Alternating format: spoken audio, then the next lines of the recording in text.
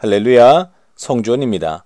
오늘의 5분 말씀은 마태복음 11장 28절에서 30절까지 말씀입니다. 수고하고 무거운 짐진 자들아 다 내게로 오라. 내가 너희를 쉬게 하리라. 나는 마음이 온유하고 겸손하니 나의 멍에를 메고 내게 배우라. 그리하면 너희 마음이 쉼을 얻으리니 이는 내 멍에는 쉽고 내 짐은 가벼움이라 하시니라. 아멘. 이 말씀을 듣고 계신 우리 성도님들의 현재의 삶이 어떠하신지 모르겠습니다. 적어도 이 말씀을 듣고 계신다고 한다면 수고하는 시간이 잠시 멈춰진 시간이 아닐까 싶은데요. 그 같은 시간을 허락하여 주신 하나님 앞에 먼저 감사하시고요. 또한 이 생명의 말씀을 듣는 가운데 더욱 큰 은혜를 받게 되시기를 주님의 이름으로 축원합니다. 우리 성도님, 이 말씀 어떻습니까? 그냥 듣기만 해도 위로가 되는 그런 말씀 아닙니까? 그런데 우리가 이 말씀을 다소 오해하는 경향이 있습니다. 즉, 이 말씀을 마치 우리가 갖고 있는 모든 무거운 짐들을 다 없애주시겠다라는 그러한 뜻으로 하신 말씀으로 받아들인다는 것입니다. 그러나 본문을 보시면 우리 예수님께서 우리가 짐을 지고 나오라 라고 말씀하셨지, 결코 우리 인생이 지고 있는 무겁고 힘든 짐들을 주님 앞에 다 내려놓으라는 식으로 혹은 없애주시겠다라는 뜻으로 말씀하지 않고 계신다는 겁니다. 본문 어디를 봐도 그런 말씀은 없다라는 거죠. 그렇습니다. 사실 사람 가운데 힘들고 어려운 문제 없는 사람 없지요. 저마다 다 곡진한 사정들을 한두 가지쯤들은 갖고 있더라는 겁니다. 한 문제를 해결하면 또 다른 문제가 다가오게 되고요. 한 산을 넘으면 이번에는 더 큰 산이 우리 앞에 놓여 있더라는 거죠. 그렇습니다. 인간은 태어나서 죽는 그 순간까지 이 수고하고 무거운 짐을 내려놓을 수 없다라는 것입니다. 30절에 보시면 심지어 예수님께서도 내 짐이라고 표현하신 것을 볼 수 있는데요. 인간이 되신 예수님조차도 그 짐에서 자유로우실 수 없으셨다는 사실입니다. 예수님 자신조차 짐을 지고 계시면서 왜 우리를 부르고 계신 것입니까? 그 짐들을 맡아주실 것도 아니면서 왜 우리를 부르시냐는 것입니다. 그것은 다름이 아니라 수고하고 무거운 짐을 지고 살아가는 우리들에게 그것을 쉽게 질 수 있는 방법을 가르쳐주고 싶으시기 때문인 것입니다. 30절에서 예수님께서 자신이 지고 계신 그 짐이 가볍다라고 말씀하신 것처럼 우리 인생들 각자가 지고 있는 그 짐 또한 가볍게 질 수 있게 해주시고자 우리를 초청하고 계신다는 것입니다. 그럼 나아가기만 하면, 주님께로 나아가기만 한다면 다 되는 걸까요? 아닙니다. 29절에서 하신 말씀처럼 주님께 배워야만 하는 것입니다. 무엇을 말입니까? 예수님의 성품, 곧 주님의 온유하시고 겸손하신 마음 말입니다.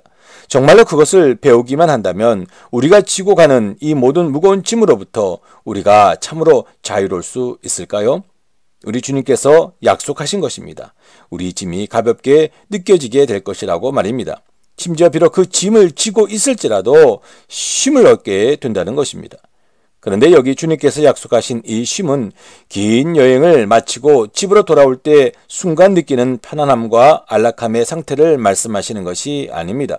이것은 어떤 환경과 상황 속에서라도 빼앗기지 아니하고 흔들리지 아니할 평강의 마음이요 기쁨의 마음, 곧 하늘 안식을 가리켜 하시는 말씀인 것입니다.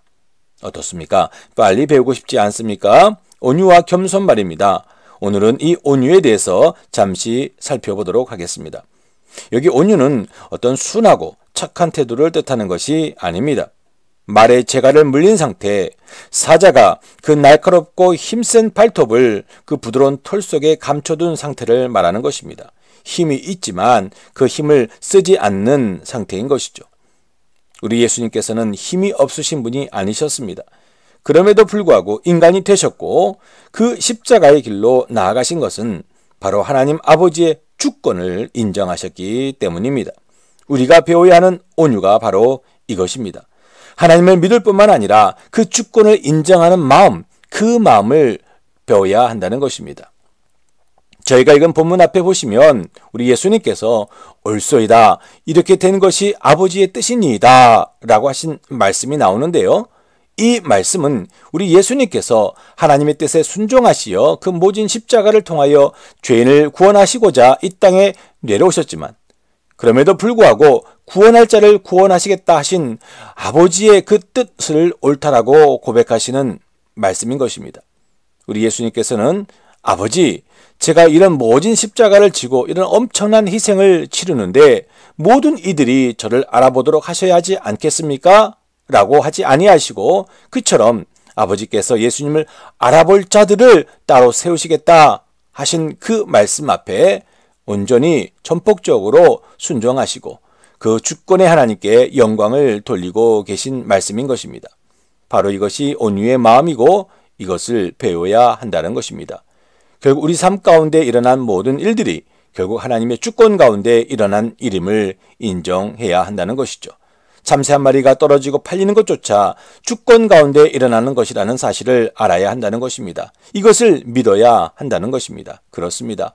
오늘 우리의 삶 가운데 원치 않는 일들이 일어났다 할지라도 그 누구의 잘잘못이기에 앞서 하나님의 허락하심, 그 주권 가운데 일어난 것임을 잊지 말라는 것입니다. 그렇게 되면 오늘 내 삶이 전혀 다르게 다가오게 된다는 것입니다. 환경과 상황은 변하지 않았다 할지라도 그 수고롭게 또한 무겁게 느껴지던 짐 같던 그 모든 것들이 가볍게 느껴지며 비록 환경이 어떠하다 할지라도 기쁨과 평강의 마음 곧 하늘 안식 가운데로 들어갈 수 있겠다라는 말씀인 것입니다. 그처럼 주님께 온유를 배운 사람들에게서는 한 가지 작은 변화가 나타나지요. 바로 감사하는 마음을 갖게 되는 것입니다.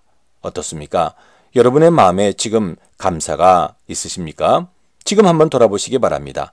혹시 없으시다면 하나님을 믿노라 하지만 여전히 하나님의 주권을 절대적으로 인정하는 마음이 없는 것은 아닌지 모르겠습니다. 여전히 내가 주인이 되어 있는 것은 아닌가 살펴보아야만 한다는 것입니다. 그런 우리를 우리 주님께서는 초청하고 계신 것입니다. 이제 주님께 나아와 그 온유를 배우라 하십니다. 사랑하는 성도 여러분, 주님께 나아가 이 온유를 배워보지 않으시겠습니까?